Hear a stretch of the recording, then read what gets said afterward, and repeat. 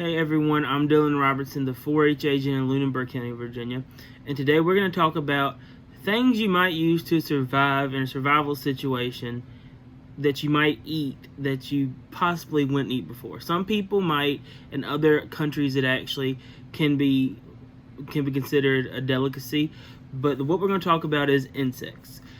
So there are 3 things you need to look out for when you're starting to think about, hey, what kind of insects should I eat?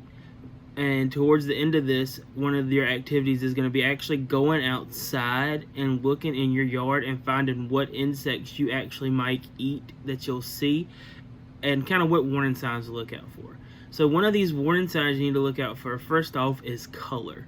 So bright colors mean stay away.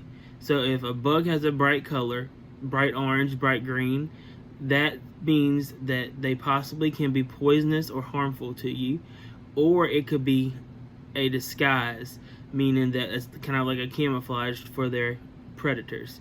So bright colors is something that you need to avoid. If a bug is bright colored, usually you do not need to eat that one because it means that they are poisonous or harmful.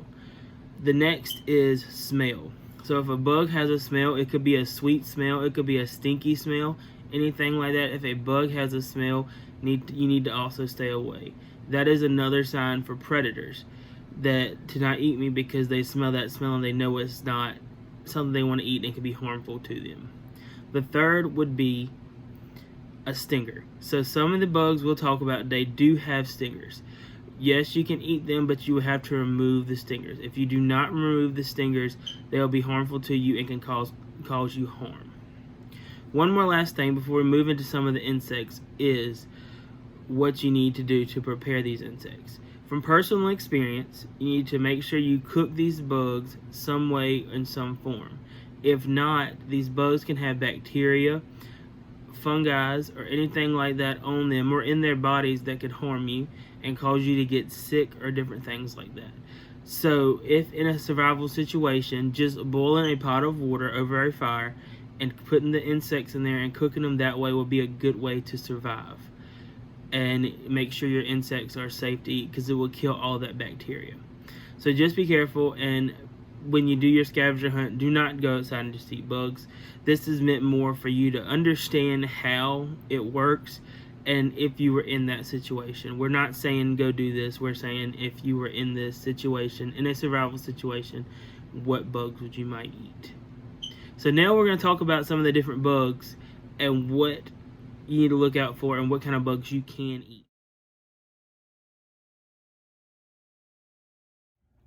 Okay, so the first insect we're going to talk about is ants. So ants are very, very small, and you have them in your backyard. Most people have them everywhere, and they can be a few different colors. Some are black, some are red, and some may actually have stingers too. So with ants, you can eat them, and they're a very good source of protein if you needed that, but it will take a lot of them to eat, and you would have to boil them like you would do any insect or cook them in some form. But ants would be a good one to go with because they're easy to find. They're in mounds all throughout the woods in your yard, anywhere, so that would be a good start to figuring out good starter bug to choose.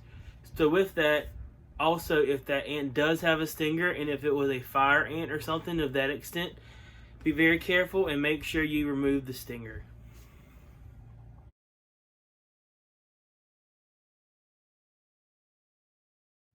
So the second bug we're going to talk about is termites. Termites is a very good one to use because they're easy to find also.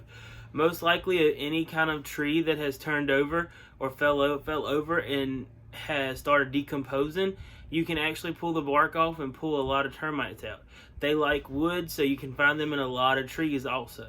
So termites would be a good option, and like before with the ants, you need to make sure you boil them or cook them in some way to make sure you get rid of all that bacteria that may be on that insect.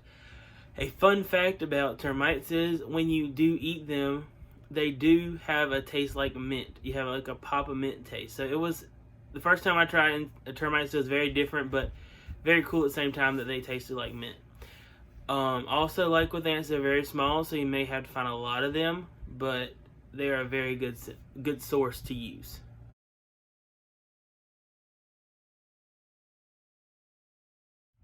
The third we're going to talk about is bees and wasps. So everyone knows that bees and wasps do have stingers. So these are ones that is an exception to the what to watch out for, but you also have to make sure you remove those stingers. Those stingers are what hurts people, and that is what you need to avoid. So make sure if you're in the situation that you had to eat bees or wasps, make sure you remove the stingers so that you can actually use them as a source of food. Also, some bees might be very furry, and sometimes that might be something you need to watch out too. If anything has any insect has any hairs or anything like that, because that might not be an insect that you would like to eat also.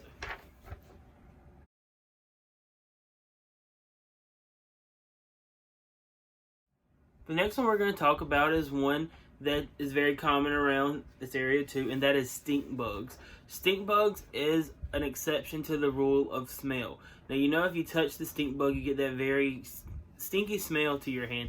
They are an exception because you actually can eat those. Those are the only ones in this area that would be an exception to a smell. If any other insect has a smell, I would not eat it. I would not try to use that as a source of my food, but stink bugs is one that you actually can. Stink bugs do not have anything that will harm you, but that smell is just a defense mechanism against their predators, because they'll smell them and say, hey, I'm bad to eat, but really they're not.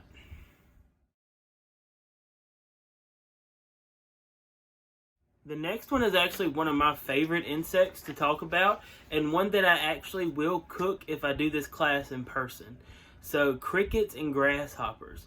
They are a very good source, and it's becoming a big trend right now that people actually will use grasshopper or cricket flour in food they cook because it is healthy and helps with a lot of diets. So they are also can be used in a delicacy in other countries. A lot of countries use insects, and especially crickets and stuff, as delicacies, and you actually can order salads that have crickets as a topping on it. I've seen pictures from trips and talked with people that have eaten them overseas and had really good meals of that. With crickets, you can cook them in many different ways. Crickets, you can find them anywhere. Grasshoppers, they're both the same. Grasshoppers can be that bright color sometimes, but they're fine to eat. Grasshoppers is on the list of insects that you can eat.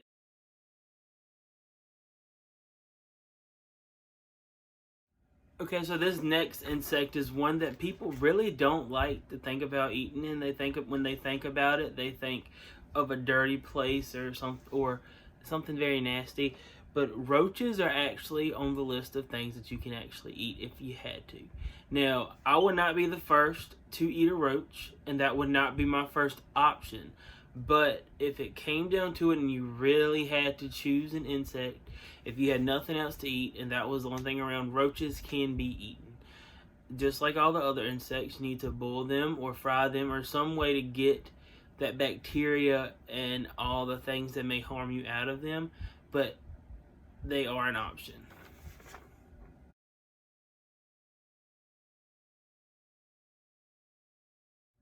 The next one on the list of insects is something that you really wouldn't find in the state of Virginia, but it's something that I think is cool and I always mention because people may be out west and see these.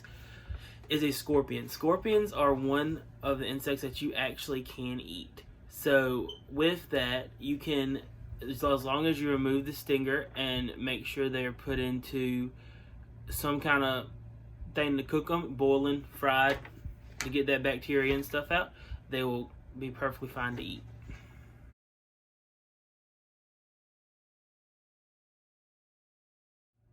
The next one is something that you may have read a book about in the past or have learned about in the past, and that is worms. So the book How to Eat Fried Worms is actually true. You can eat worms, and you may see even sometimes that they will have worms in different suckers and things like that if you went to the science museum or different places like that.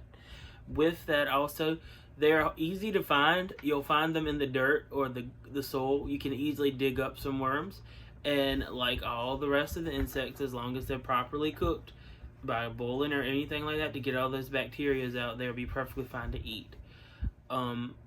They actually would probably be a good option too because they can be longer and they can be more of a source of protein for you. And kind of more of an option that I would choose over some of these other insects that we already talked about. And like I said, they'll be easy to find and a really good option.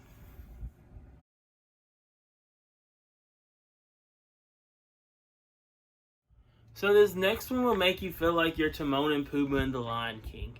So when you see them eating insects, they eat all these different kind of things, but they also eat grub worms and kind of some of the larva worms that you'll find maybe in the same place you'll find termites. So if you're in a survival situation and you go out into the woods and you break off a piece of bark from a tree, you may find some larvae or some grub worms or different things like that. Those are on the safe side to eat. You can eat those, but like before, make sure that you're preparing them properly by boiling or anything like that to make sure that those bacteria are gone.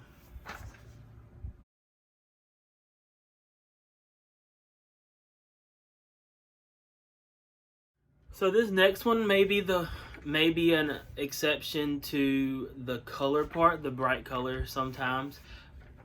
It would be beetles. So most beetles are edible. I still may avoid some of those bright colored beetles that are very bright colored. I may not eat those just to be safe, but they also may be defense mechanisms against their predators. But just the general beetle, just the dull colored brown beetles or black beetles, they are safe to eat, and they would be something that I would choose as an option if I was in a survival situation. They also are very easy to find. You can find them mostly anywhere, and especially at night, they like to fly around, and you'll see a lot of them on your porch.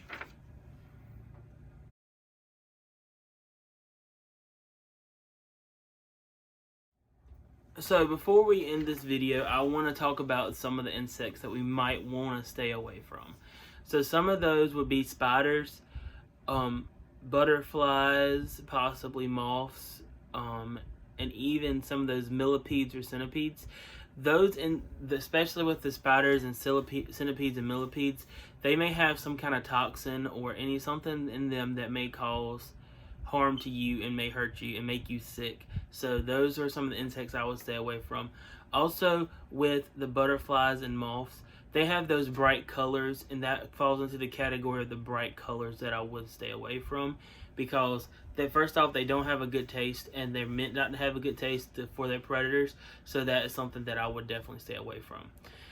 So just in conclusion and to kind of review, there are 3 things you need to stay away from insects. The insects that is color, smell, and stingers. So make sure you stay away from them. And in some situations, also if they have hair or fuzzy stuff on them.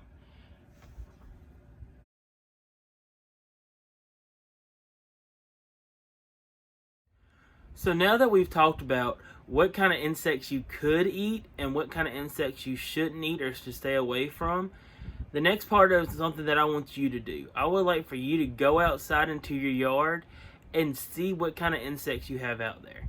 List the ones that you may want to eat and the ones you find that you can't eat and the ones that you find that you can eat, so that if you were in a survival situation, you would know what to look for. So go outside, enjoy being outside in the good weather, and see what kind of insects you can find. Have a great day.